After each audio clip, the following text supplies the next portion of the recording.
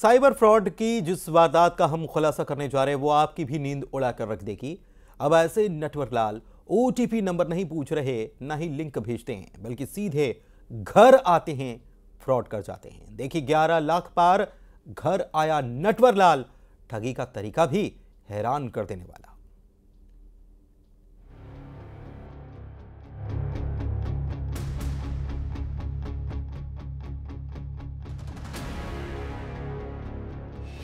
ये वारदात हैरत में डाल देगी।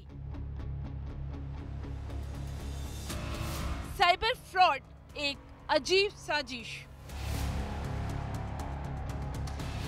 ना मांगा ओटीपी, ना भेजा लिंक, घर आया ठग, ऐसे किया फ्रॉड।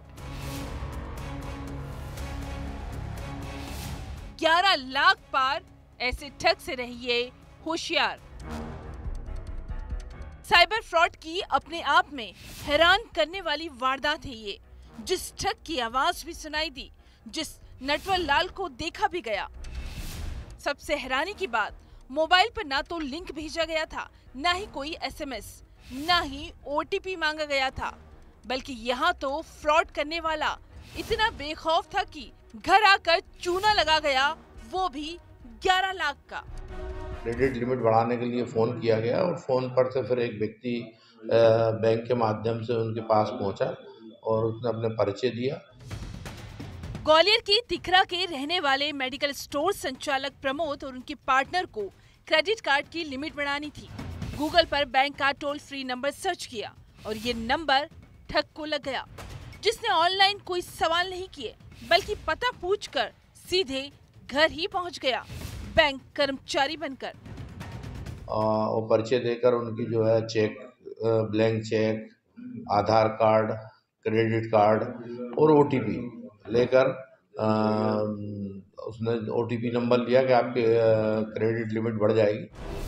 बैंक प्रोसेस का हवाला देकर पैन कार्ड, आधार कार्ड, चेक ले लिए। उसके बाद एक स्कीम भी बताई। बैंक मोबाइल नंबर पोर्ट करवा रही है, एक के साथ एक सिम की फ्री कॉलिंग भी। बैंक कर्मी बनकर आए अमनदीप नाम के ठग ने प्रमोद के सामने मोबाइल पोर्ट किया। उसकी जो डिटेल आई वो जालसाज लेकर चला गया। 3 दिन बाद प्रमोद की सिम बंद हो गई। उनने विश्वास करके दे दिया। जब बाद में उन्हें पता चला कि उनके अकाउंट से 11 लाख रुपए निकाल लिए उसने। इस प्रकार उनके साथ साइबर फ्रॉड किया गया। अब दूसरी सिम जब निकलवाई गई तो प्रमोद के होश उड़ गए। खाते से 1,13,000 निकल चुके थे। 2.25 लाख की ऑनलाइन खरीद के मैसेज थे। उसके बाद और मैसेज आए, 11 लाख रुपए पार हो चुके थे। मेरा आप सभी से आग्रह है कि इस टाइप से गूगल पे कोई भी नंबर आप सर्च करते हैं तो उसको फिजिकली वेरीफाई कर लें। कहानी यही खत्म नहीं हुई। जालसाज ने 4 लाख का लोन लेने की कोशिश भी की, लेकिन वो जालसाज लोन लेने में कामयाब नहीं हुआ। अज्ञात व्यक्ति, कोई भी अनजान आदमी आता है तो उसको अपने आधार कार्ड, चेकबुक और जो भी अपनी पर्सनल जानकारी है, ओटीपी वगैरह नहीं दें। नहीं तो इस प्रकार से साइबर फ्रॉड लगातार लोगों को सूचित किया जाता है। इसके बावजूद भी लोग फंस जाते हैं और इस प्रकार से साइबर फ्रॉड हो जाता है। ऐसे ठग अब घर आकर चूना लगाने की फिराक में घूम रहे हैं, तो जरा होशियार रहिए। ग्वालियर में सुशील कौशिक के साथ bureau report, news 18, Madhya Pradesh, Chhattisgarh. Jabalpur के मेयर जगत बहादुर सिंह अन्नू बीजेपी के हो चुके हैं। जबलपुर पहुंचने पर मेयर से न्यूज़ 18 ने खास बातचीत की। 2 इंजन केंद्र सरकार और राज्य सरकार के एक तरफ जा रहे हैं और हमारा नगर सरकार का इंजन दूसरी तरफ जा रहा है। मुझे लगा कि किस तरीके से हम लोग जबलपुर शहर को महानगर बना पाएंगे। अभी तक तो लगातार 1 से सवा साल हम लोगों ने बहुत मेहनत करके बहुत सारे काम शहर के अंदर किए, विकास के अद्भुत काम हुए। परंतु क्या आगे इस लोकसभा चुनाव के बाद जब भारतीय जनता पार्टी की आम चुनाव में 400 से ज़्यादा सीटें आएंगी, उन स्थितियों में क्या जबलपुर शहर के साथ न्याय होगा? सिर्फ और सिर्फ जबलपुर शहर के नागरिकों के साथ किसी प्रकार का अन्याय ना हो कि नगर सरकार उल्टे तरफ जा रही है और बाकी 2 सरकारें उल्टे तरफ जा रही है। मैंने निर्णय किया कि जबलपुर शहर के नागरिकों के लिए उन सब लोगों के लिए जिन्होंने मुझे सलाह दी कि भारतीय जनता पार्टी में जाना चाहिए जबलपुर शहर के हित के लिए, मैं उन जिन्होंने मुझे महापौर बनाया, सब ने मिलकर उन सब लोगों से मैंने सलाह की, उनसे पूछा, उनसे बात की।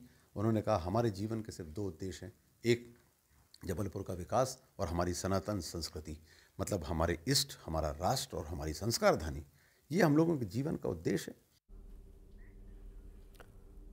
राज्यसभा में बीजेपी सांसद प्रकाश जावड़ेकर ने फेयरवेल स्पीच दी। बीजेपी के कई नेताओं को याद किया और कहा कि 1971 में पहली बार लोकसभा चुनाव में काम किया था, आज भी कर रहा हूं और आगे भी करूंगा।